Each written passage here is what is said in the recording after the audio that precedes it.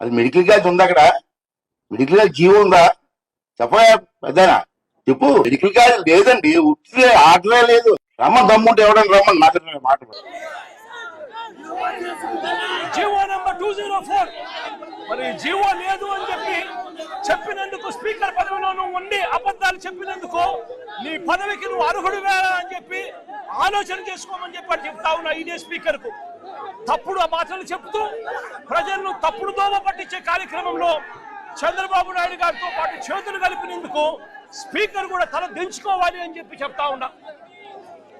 ఇదే పెద్ద మనిషి చంద్రబాబు నాయుడు గారు తాను అధికారంలోకి వచ్చినాడు 2024 అధికారంలోకి జూన్లో వస్తే సెప్టెంబర్ నాటికల్లా సెప్టెంబర్ 3న చంద్రబాబు నాయుడు గారు మెమో డిక్లేర్ చేశారు, ఒక మెమో ఇష్యూ చేశాడు.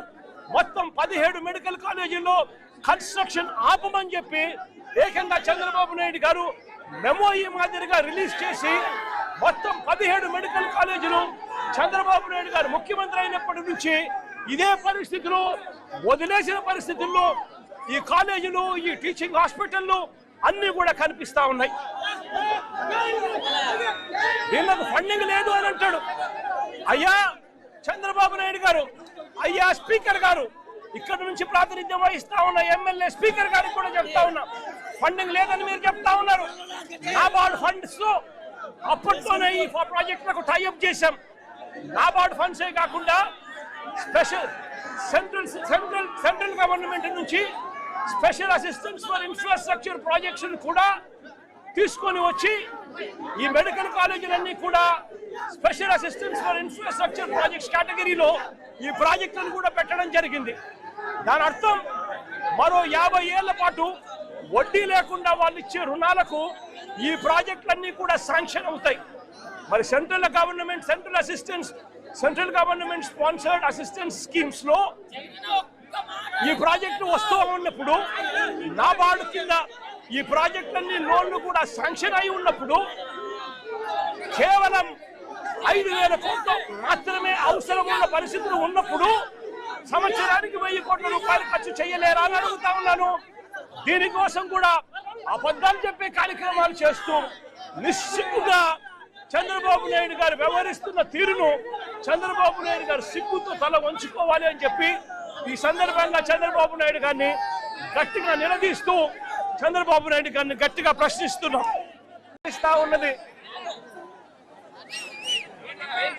ఇదే నర్సీపట్నం నియోజకవర్గానికి సంబంధించి దాదాపు 52 ఎకరాలలో ఉత్తరాంధ్ర జిల్లాలో ఉత్తరాంధ్రకు మంచి చేస్తూ అనకాపల్లి జిల్లాకు సంబంధించి ఒక మెడికల్ కాలేజ్ ఇక్కడ నిర్మాణంలో కనిపిస్తా ఉంది వెనకాల. నేను అడుగుతా ఉన్నా, రాష్ట్ర వ్యాప్తంగా ఇలాంటి 17 మెడికల్ కాలేజీలు, ప్రతి జిల్లాకు ఒక మెడికల్ కాలేజ్, 17 మెడికల్ కాలేజీలు అనంటే ప్రతి జిల్లాలోనూ ఒక మెడికల్ కాలేజు అనంటే ఆ 7-8 నియోజకవర్గాలకు సంబంధించి ఏ పేదవాడికైనా కూడా వైద్యం అన్నది, సూపర్ స్పెషాలిటీ సేవలు అన్నది, మల్టీ స్పెషాలిటీ సేవలు అన్నది ఆ పేదవాడికి అందుబాటులో ఉండే కార్యక్రమం, ఉచితంగా ఆ పేదవాడికి అందుబాటులో ఉండే కార్యక్రమం ఈ ఆధునిక దేవాలయాల వల్ల సాధ్యమవుతుంది.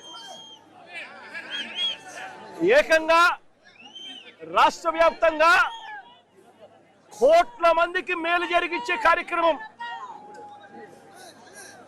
ఆ 7-8 నియోజకవర్గాలలో ఒక్కొక్క మెడికల్ కాలేజీ తీసుకుని రావడం వల్ల ఆ మొత్తం 7 నియోజకవర్గాలలో ఏ పేదవాడికైనా కూడా సూపర్ స్పెషాలిటీ, మల్టీ స్పెషాలిటీ సేవలు ఉచితంగా పేదవాడికి అందుబాటులోకి వస్తాయి. ఆ 7-8 నియోజకవర్గాలలో ప్రైవేట్ హాస్పిటల్ ఏవి కూడా ఆ పేదవాడిని దగా చెయ్యలేని పరిస్థితి ఈ మెడికల్ కాలేజీల వల్ల వస్తాయి. ఎందుకనంటే పక్కనే మెడికల్ కాలేజ్, ఆ పక్కనే సూపర్ స్పెషాలిటీ సేవలు, మల్టీ స్పెషాలిటీ సేవలు అందుబాటులో ఉన్నప్పుడు, ఆ సేవలు ఆ పేదవాడికి ఉచితంగా అందుబాటులో ఉన్నప్పుడు ప్రైవేట్ హాస్పిటల్లో ఎక్కువ రేట్లు ఛార్జ్ చేయిస్తే ఏ పేదవాడు కూడా, ఏ మధ్యతరగతి వాడు కూడా ఆ ప్రైవేట్ హాస్పిటల్కి వెళ్ళే పరిస్థితి ఉండదు.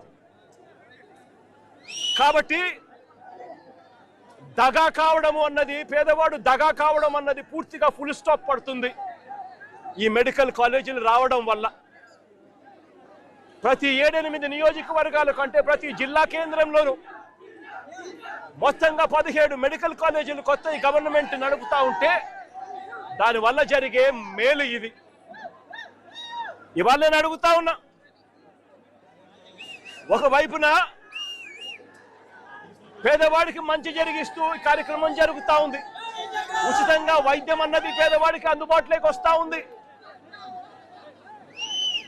ప్రైవేట్ హాస్పిటల్ దగా చేసే పరిస్థితి పూర్తిగా ఫుల్ స్టాప్ పడతా ఉంది.